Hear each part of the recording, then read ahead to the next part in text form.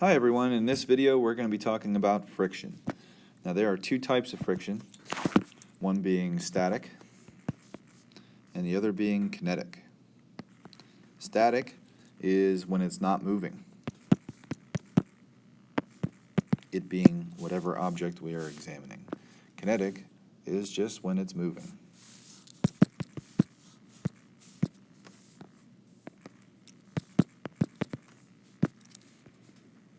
Okay?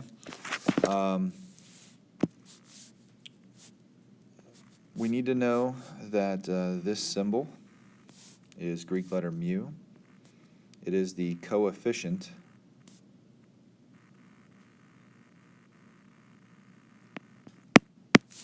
of friction.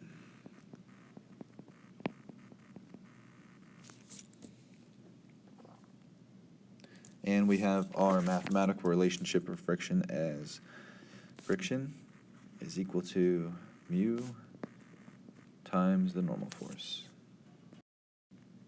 Now this equation does not work for every situation, right? However, it does always work for kinetic.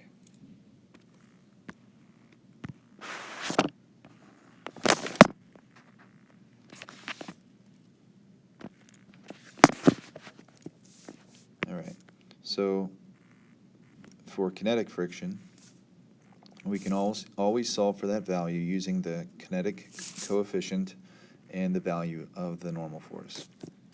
And as long as we don't change the surface that the object is in contact with, or the amount of normal force by applying a different amount of up or down force, the kinetic friction will always remain the same value. For the static friction, if we are talking about the maximum amount of friction that can be exerted on the object without it moving, then we can use the Funny equation, using the static coefficient times the normal force. The static coefficient is always greater than or equal to the kinetic. So the static friction will always be greater than or equal to the kinetic. Okay, so you can only use this equation again if we're looking for the maximum amount of frictional force that can be exerted on it. For just the static friction acting on the object, it is reactive.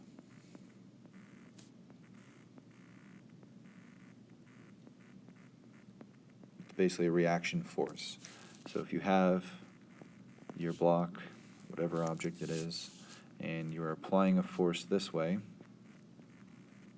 and friction is going this way, if you increase the applied force and it's not moving, this force has to increase the same amount, because those forces always have to be equal. All right? So you can increase that applied force and still have the object not move, and all that while the frictional force is increasing at the same rate. Okay? Kinetic friction, basically constant. Static friction, the maximum, basically constant. Static friction, you have to look at the situation and you cannot use the Funny equation. All right? The only thing that causes a change in the static max or kinetic friction of the object, so if I have a wood block on our classroom desks, I can change how much frictional force will be acting on that object, whether it's static or kinetic, by changing the normal force. So if I push down on the block as it's sliding, then there would end up being more kinetic friction. So without adding anything else, the frictional force is constant. If you change the normal force, then these values can change. All right, so you'd have to adjust, like, cause some change in the entire scenario in order to change what these values would be. Okay, so we're going to look at a graph of what happens with the static and kinetic frictional forces as they are being applied to a situation. The situation is, again, basic block, applied force, friction force.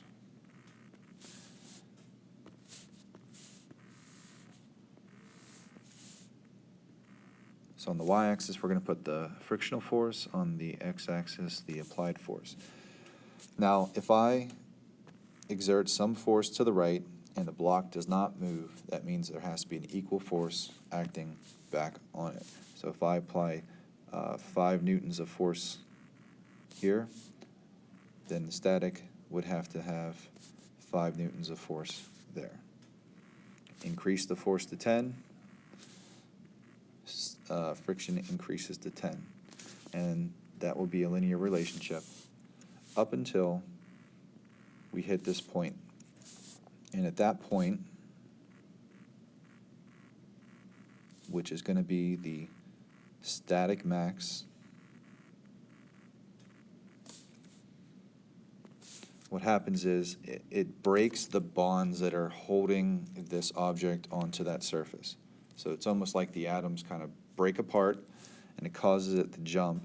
And when that happens, the amount of frictional force actually drops, and then it remains constant. So this value right here is the kinetic frictional force.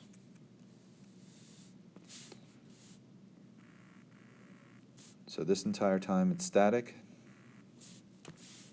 and this entire time off to whatever value of the applied force it is.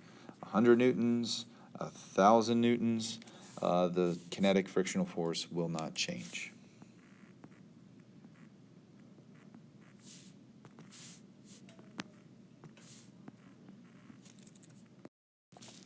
If you can recall the lab we did last year where we had the blocks and you were adding masses and pulling it with the spring scale, this is really what was happening. As you were exerting a force very slowly on that spring scale, increasing it, it got to a point where the spring scale kind of jumped down, and that's when it started to slide. All right, so that's what that graph is representing. Hopefully you kind of remember that type of situation. Let's look at this scenario. Here I have 3 objects, 3 blocks that are the same mass, the same material on the same surface. Okay, we're going to have a force being applied on each of them just so that it experiences that maximum static friction. So the forces being applied may not be equal, but it doesn't matter because they're each reaching whatever their max will be. So we have to apply a force. I'm going to go this way first. Applied force this way. Applied force this way. And one going down. All right, so think about it. Which of these situations would have the greatest max? We would be able to apply the largest possible applied force and have it not slide. So you can think about it conceptually, or you can go ahead and write a mathematical expression that gives you the evidence. If you're going to think about this question, pause the video, see if you can answer it as I move through it right now. I'm going to draw the rest of the forces. So I have normal force going up, frictional force going parallel to the surface. I should have included that in the beginning. The frictional force always acts parallel to the surface, just like the normal force always acts perpendicular to the surface or normal to the surface. And mg going down. Mg is the same value in all of them.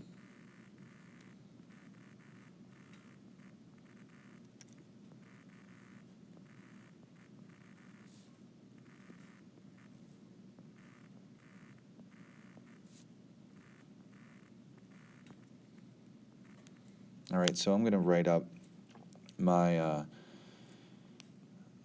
sum of all forces equation in the vertical. So for the first block, actually for all the blocks, the sum of all the forces in the y direction are 0. It's not accelerating up and down. And there's 0 left to right as well.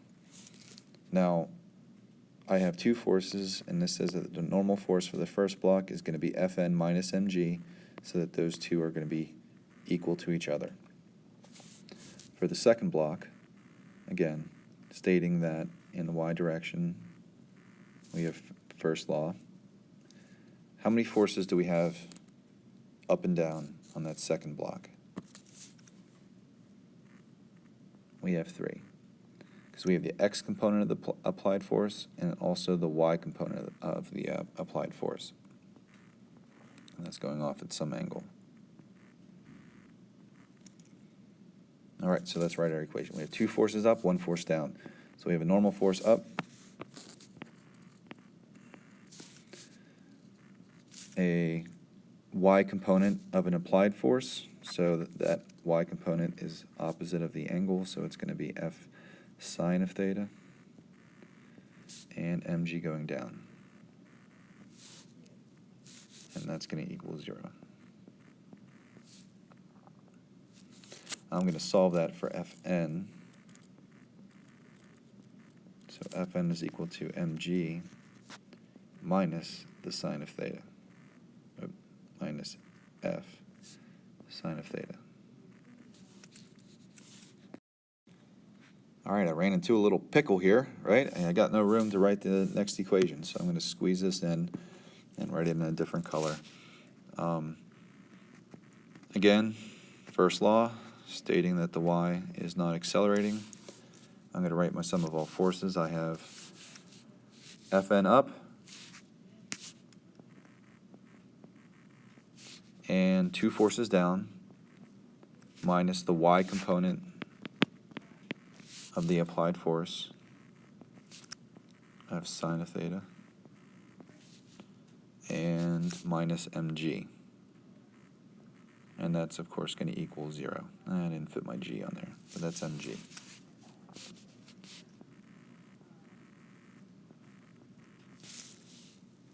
And if I rewrite this for normal force, I have the normal force is equal to mg plus f sine of theta.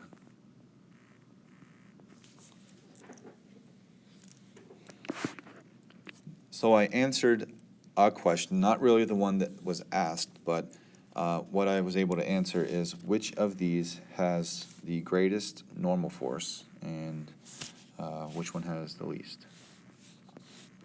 Now, since the mg is the same across each of the situations, the third one, number 1, 2, and 3. So for the third situation, if we look at the equation, the normal force is f sine of theta greater than mg. All right, so you're adding some number to mg. For the second situation, Fn is f sine of theta less than mg, because you're subtracting something from mg. And for the first one, Fn equals mg. So since all of these are equal, all right, second situation is subtracting some number from this, and third situation is adding some number to that. So the ranking here for the normal force is 3 greater than 1 greater than 2. All right, so greatest normal force is 3, then 1, then 2. But I didn't ask about the normal force. I asked about the static friction. What we know is that the static friction equation for the max is equal to the static coefficient times the normal force. Now, it's the same block on the same surface, so the mu is the same across all 3 blocks. So what's proportional now? This is directly proportional to Fn. So however Fn varies, that's how the static max varies. So the ranking is the same as what the normal force is. We can also think about this another way. So now all these blocks are sliding due to this applied force. say mass times gravity. Doesn't matter what the force applied is. We can say it's all equal. So F is all the same. And we wanted to rank the kinetic frictional forces. Well, as stated before, that the kinetic deals with the same fun equation, and it's relatively constant the entire time, right?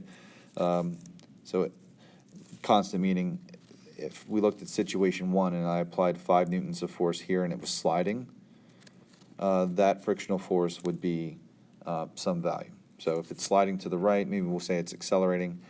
We have 5 newtons right, we'll have 3 newtons left. Nothing's going to, it's just going to accelerate.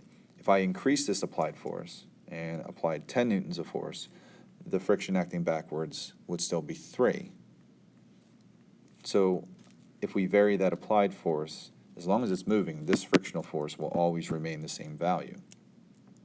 However, it follows this same mathematical relationship. So if the mu is the same, because same block, same surface, but our angles are changing, okay, we could still have an acceleration and some motion. It will not change in the y won't change, so that all these normal forces would still be the same values. The ranking would be the same. So the static max ranking would be the same ranking as the kinetic friction value on each of those blocks, just because the equation for kinetic is the same. And I know this is writing over top of it, being a little redundant there. Okay, we can look at another situation where we have a block on an incline.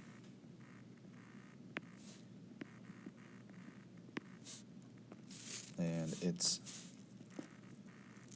stationary due to the frictional force. So the block wants to slide down the ramp, and friction will always act opposite the direction of motion. So if it's sliding, it's definitely acting in the opposite direction, but even if the object's not sliding and it's static and sticking to the ramp, the block can only slide down due to gravity, so friction has to basically be preventing that motion. We have mg. All right, so just like the angled forces on the blocks that were on a level surface, the same thing kind of happens here if we tilt this axis now. Yeah. Okay. So the static frictional force max will depend on the normal force again. And the normal force in this situation depends on the angle steepness of the ramp. All right. So the y direction, we have normal force minus mg cosine of theta, and that's going to equal 0. All right. So if we set those equal and we increase the angle, all right, so if we were able to increase the incline of this ramp, which is going to increase the theta, right, that is going to get, the ramp is going to get closer and closer to a 90-degree angle, right, and once that ramp is at 90 degrees, this block will just be being dropped straight down, right? So as we increase this angle to 90, right, the cosine of that drops off to be 0, right? So as we increase the angle, the normal force drops down, all right, to 0. And if the normal force is dropping down to 0, that means that in our friction equation, all right, the static friction is going to decrease too. So as we increase the angle, the normal force is going to decrease, and therefore the static max will decrease. And that's why if you have a steeper slope, the block usually slides down if you increase the steepness. And this again should also apply to the kinetic friction as well. Now, in some of these AP problems, like, they would ask you to have like a written proof for either the static frictional force or even the coefficient of friction for these things. So I'm going to write up a solution for what the static coefficient would be for any given angle. All right, I already completed my y equation, and that gives me this part of that equation. All right, so a lot of times with these AP level problems, you will be using the values that they would give you. So they would limit what we were allowed to have in this equation to something like US, the mass of the object, the angle of the ramp, and any constants such as g. So now that I have my y equation already written, I need to figure out what's happening in the x, because the frictional force is acting in the x. So I'm going to sum up my forces in the x, and I'm talking about static friction, which means it's not moving. So the sum of all those forces is equal to 0. Now I have two forces in the x. I have the x component of gravity, which is going to be mg times the sine of that angle theta, and minus the static frictional force. And then again, those two will be equal.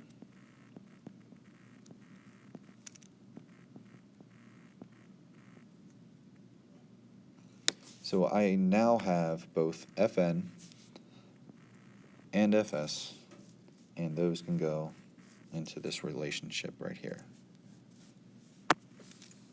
Shrink that down. All right, so in place of the frictional force, I'm going to write mg sine theta. Well, actually, I'll write this out again. All right, so now I'm going to substitute this in for Fs. I have mg sine of theta. It's going to equal us times the normal force, which I'm going to put in as mg cosine of theta. All right, now we have an m and an m. We have a g and a g. Looking pretty good here. Now I'm going to divide the cosine of theta over. I'm going to write it in this order. Us is equal to the sine of theta over the cosine of theta, which then equals the tangent of theta. So here is a proof, and this is part one of a previous AP problem that I've seen. Being part one, it's usually the easiest part of the problem. And it gives you a nice simple relationship that the static coefficient of friction is going to be equal to the tangent of whatever that angle theta is for the situation. And more clearly to define that angle, this is the angle at which it starts to slide. This is the maximum angle.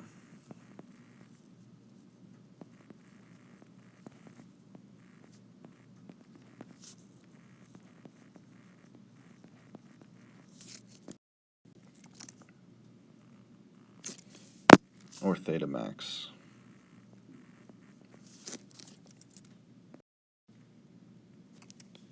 Now, understanding what this means is we can take some surface and put different materials on top of it.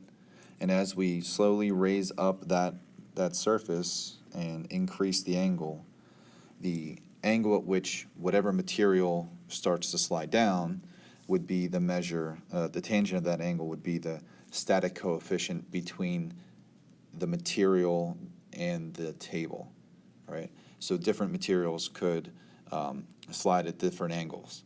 So if we were able to just record those angles, if we take the tangent of that angle, we get the static coefficient of those two materials. So that's what that equation is basically defining. All right, I hope that example made some sense. I know I started in one direction and moved it to another scenario, but you should be able to apply these concepts of friction to the rest of your WebAssign practice for the next chapters. There is videos posted for circular motion or centripetal force that finishes up chapter 6. And that's it for this video.